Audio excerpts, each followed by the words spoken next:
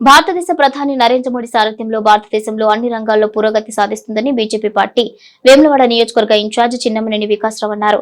చందుర్తి మండల కేంద్రంలో BJP party సభ్యత్వ నమోదు కార్యక్రమాన్ని శుక్రవారం నిర్వహించారు. చందుర్తి రుద్రంగి మండల కార్యకర్తలతో భోజన విరామం అనంతరం మాట్లాడుతూ నరేంద్ర మోడీ సారథ్యంలో భారతదేశం అన్ని రంగాల్లో అభివృద్ధి సాధించని ప్రపంచంలోనే 3వ స్థానంలో భారతదేశం దూసుకుపోతుందన్నారు. రానున్న స్థానిక సంస్థల ఎన్నికల్లో బీజేపీ పార్టీ విజయానికి కార్యకర్తలు కృషి చేయాలన్నారు. వచ్చే అసెంబ్లీ ఎన్నికల్లో రాష్ట్రంలో బీజేపీ అధికారంలోకి వస్తుందని విశ్వాసం వ్యక్తం చేశారు.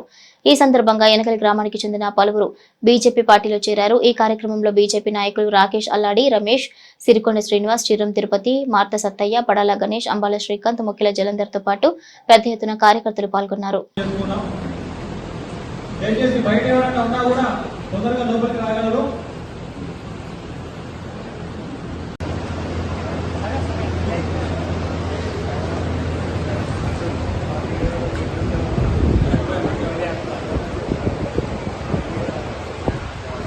ఈ రకంగా ఈ చంద్రతిరుపతి మండలాలలో పెద్ద కమిటీ ఉన్నటువంటి సంఘాల దగ్గర కానీ లేకపోతే వాళ్ళ ఇంటికి కానీ నేరుగా వెళ్ళి ఈ సభ్యత్వ నమోదు కార్యక్రమం చేయాలని చెప్పి కోరుకుంటూ ఈ సమస్య ఏముంటుంది. ఈరోజు సభ్యత్వ నమోదు కార్యక్రమానికి అందరం ఇక్కడ హాజరైనాము. ముఖ్యంగా మరి ఈరోజు నరేంద్ర మోడీ గారి నాయకత్వంలో భారతదేశం విశ్వగురు అయ్యే బాటలో నడుస్తుంది. మనందరిపైన బాధ్యత ఉన్నది. ఈరోజు నరేంద్ర మోడీని బలోపేతం చేయాలంటే బీజేపీని బలోపేతం చేయాలి. మరి బీజేపీని బలోపేతం చేయాలంటే సభ్యులందరం మన బీజేపీలో చేరితేనే బీజేపీ బలోపేతం అవుతుంది.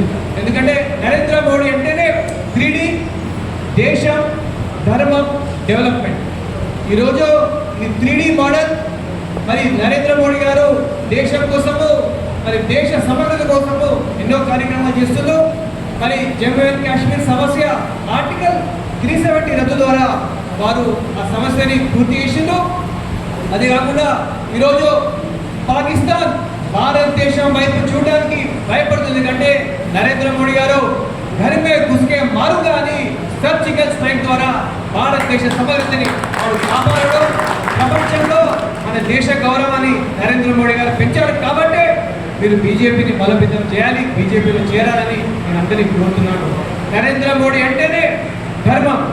ఈరోజు సనాతన ధర్మాన్ని నిర్మూలించాలని పక్క రాష్ట్రం వాళ్ళు అంటున్నారు. కొంతమంది అయితే వేర్పాటు వాదం కూడా తీసుకొస్తున్నారు. మరి కేవలం నరేంద్ర మోడీ గారు ఉంటేనే మన దేశ సనాతన ధర్మం మరి సభ్యత్వం ఉంటుంది. సనాతన ధర్మం అంటే కేవలం హిందువులకు సంబంధించింది కాదు. ముస్లింలు, క్రిస్టియన్స్, కుల మతాలు అతీతంగా వేల సంవత్సరాల చరిత్రనే మన సనాతన ధర్మం. అది కేవలం బీజేపీతోనే అది భద్రంగా ఉంటుందని బీజేపీని మీరు బలోపేతం చేయాలి. ఈరోజు వేల సంవత్సరాల నడ్డా గారు కొన్ని విషయాలు చెప్పారు. ఈరోజు సభ్యత్వ నమోదు కేవలం బీజేపీనో మోడీనో బలపరచడం కాదు. రాబోయే స్థానిక ఎలక్షన్లో సర్పంచ్లో మీరు గెలవాలని సభ్యత్వ నమోదు పునాదులు ఎంపీటీసీ గెలవాలి, జెడ్పీటీసీ గెలవాలి. గెలిస్తేనే బీజేపీ బలపేతమైనట్టు. ఎమ్మెల్యే ఊరికి రావాలంటే సర్పంచ్ పర్మిషన్ అవసరం కాదా? మంత్రి రావాలన్నా సర్పంచ్ పర్మిషన్ లేని ఊళ్ళో ప్రోగ్రామ్స్ కాదే ఆఫీషియల్ ప్రోగ్రామ్. సర్పంచ్ చాలా పవర్ఫుల్.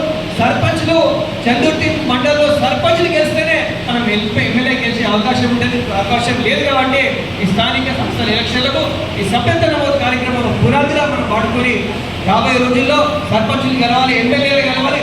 తెలంగాణలో బీజేపీ ప్రభుత్వం రావడానికి కూడా ఇది పునాది అవుతుందని నేను అనేవేసుకుంటున్నాను. ఎదులే మన గవర్నమెంట్ ఫామ్ చేయలేదు. మరి అటల్ బిహారీ వాజ్పేయి గారు ఎమర్జెన్సీ టైంలో ఎంతో మంది లీడర్స్, జనసేన లీడర్స్ని జైల్లో వేసారు.